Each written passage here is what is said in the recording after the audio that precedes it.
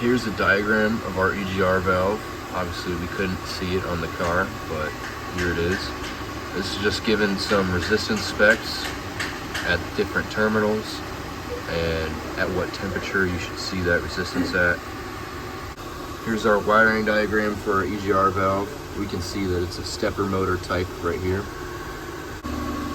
Our EGR system is electrically controlled because it reads the pressure change caused by the valve opening and closing, and also measures voltage of the EGR valve stepper motor through the electronics. Here we have some operating conditions.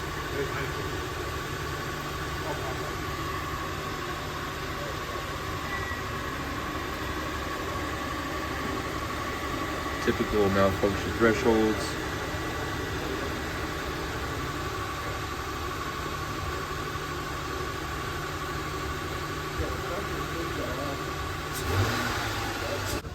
As for the location of our EGR valve, it is directly behind this part of the intake manifold, just down there just a little bit.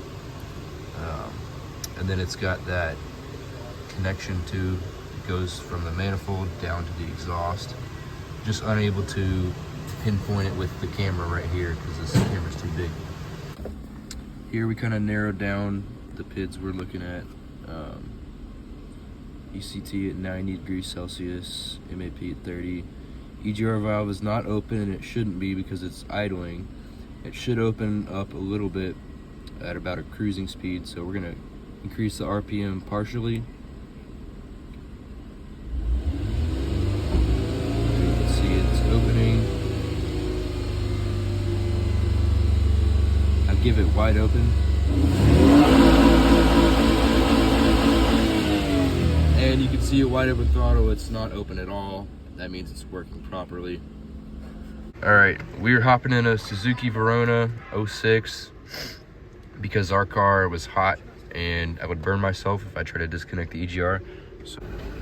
All right, so here are our PID values at idle, our ECT degrees, Fahrenheit, EGR command percentage, TP. All right, go ahead and disconnect it.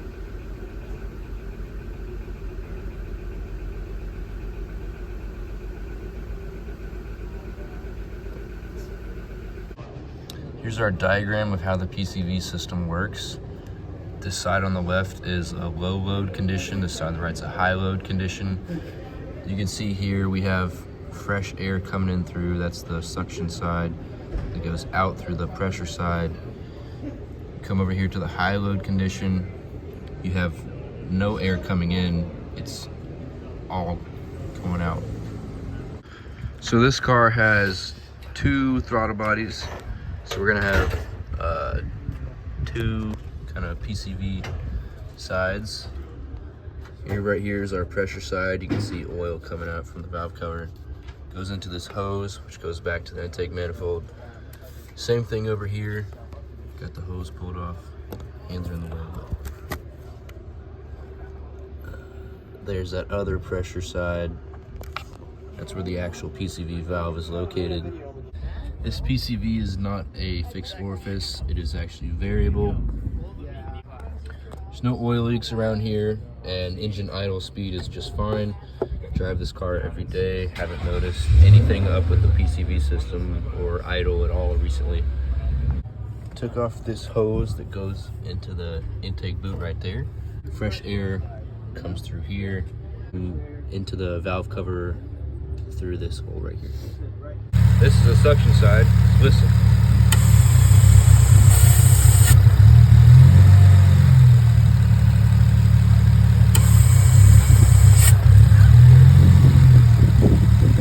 Sucking in air right through, right back into the intake manifold right there. So because we took this off, we've got a big unmetered air leak there. We've got that vacuum hose disconnected and this one too. So in order to get do the right thing for our test, we have to plug both of them in order to actually see if we're creating vacuum. So I'll plug this hole with my thumb, and then Braden's gonna stick a dollar bill down there. All right, and we can see that that dollar bill is holding, and that's because of the vacuum in the system. We can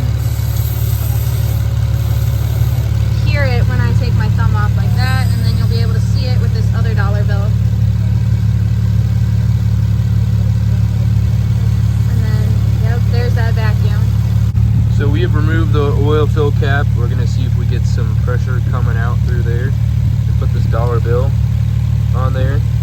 I just cleaned the mating surface, so there should be no excess oil on there. Yeah. Pull it off.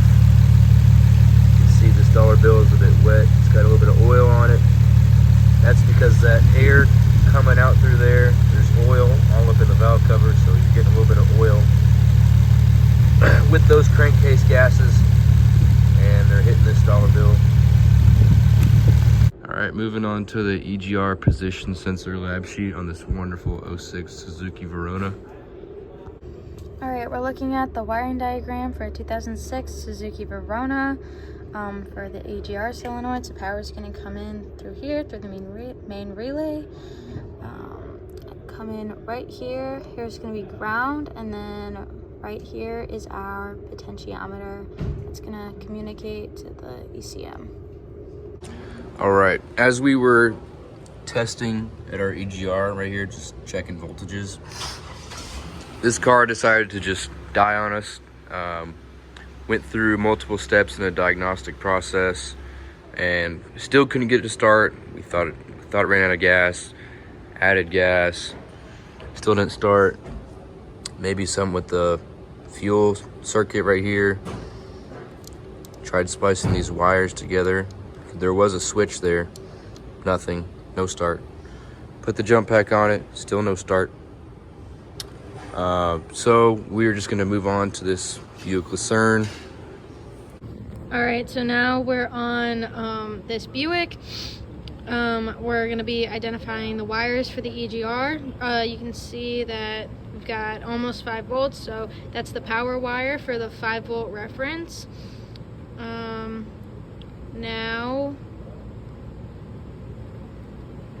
I'm pinned into the ground wire for the EGR, so that was 5 volt reference, and now that's ground.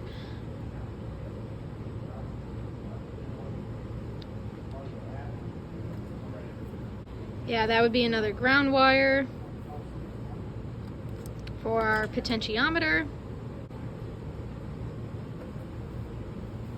That would be our signal wire for our potentiometer.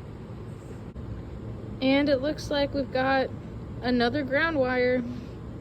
All right, now we're measuring resistance between our signal and ground terminals. We got 1,097 ohms. Now we've got our ground and our voltage supply pinned. Got 5.9 ohms here.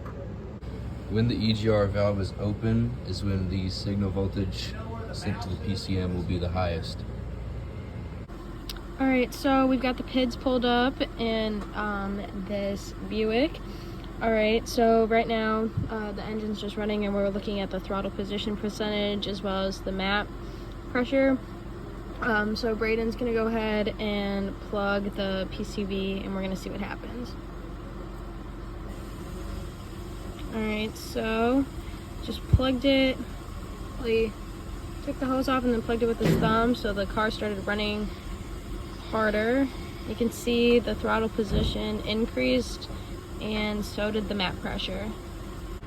Okay, now we're gonna look at the fuel trim. So the car is running normal.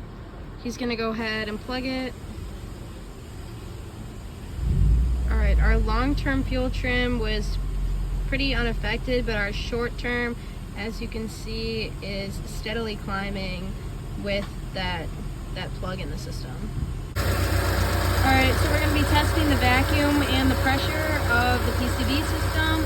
So we're hooked up to the dipstick right there.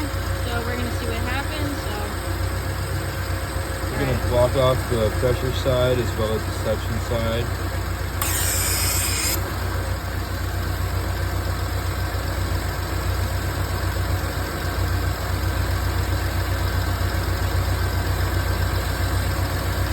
Now, it's important for a technician to verify PCV operation if diagnosing and repairing an oil leak, because if the PCV was possibly clogged, the crankcase vapors would not be vented properly, which would result in higher crankcase pressures, and that could blow several oil seals, resulting in that oil leak.